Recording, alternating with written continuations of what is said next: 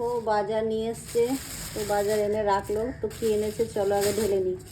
সবজি পাতি এনেছে, কিছু কিছু মনে হয় ফল এনেছে। এইগুলো তো ঢেলে নিয়েছি। এখানে এই যে কাঁঠালি কলা নিয়ে এসছে, ভেন্ডি, পটল, শসা আর পেয়ারা, আর এই যে একটা তরমুজ নিয়ে এসছে। আর এই দেখো গরম গরম জিলিপি নিয়ে এসছে। তো ছেলে তো নেই, বিকেলে এসে খাবে। এই যে গরম জিলিপি আছে এখানে, দেখো গরম জিলিপি। তো এটা খুব ভালো করে, একদম মুচমুচে গরম হয় জিলিপিটা।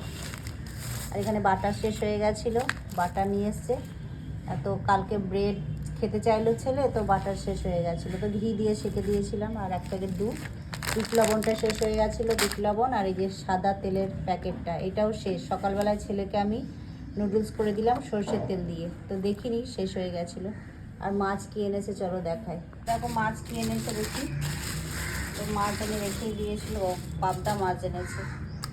তাই বললাম বেশি মাছ এনে নাও, কাল তো শনিবার, তো অল্প করে এনো। তো দেখো পাবদা নিয়ে এসছে। তো এই ছিল আজকের বাজার। তো চলো এবার আমরা সকালে জলখাবার খাবো। এখন টাটা। আর আজকে জলখাবারে করেছি রুটি। রুটি হয়ে গেছে আমার। আর এদিকে ছোলা ভিজিয়েছি, চলো তোমাদের দেখাই। এই দেখো ছোলা ভিজিয়েছি। আর এখানে দেখো রুটি করাও আবার হয়ে গেছে, ফটফটে ভরে রেখেছি। এই যে রুটি গরম গরম, আর সঙ্গে তো কলা শসা এসব থাকবে, আর এই যে জিলিপি থাকবে। তো চলো টাটা। তো দেখো জলখাবার খাওয়ার পরে এই যে সকালবেলার শেষ, মানে লাস্ট খাওয়া ফিনিশিং চা দিয়ে। তো চা হয়ে গেছে। এই যে এই চাটা আমি খুব স্পেশালভাবে একটু সময় হাতে নিয়ে করি, একদম ভালোবাসা দিয়ে। এই চাটা আমি একটু সময় নিয়ে বসে খাই।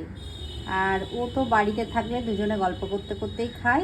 আর ও বাড়িতে না থাকলেও আমি একা ব্যালকানিতে বসে একটু সময় নিয়ে খাই। তো চলো চাটা হয়ে গেছে, আমি এবার কাপে ছেঁকে নেব। দুজনে বসে চা খাবো আর গল্প করব, তারপরে রান্নার প্রিপারেশন হবে। চলো টাটা।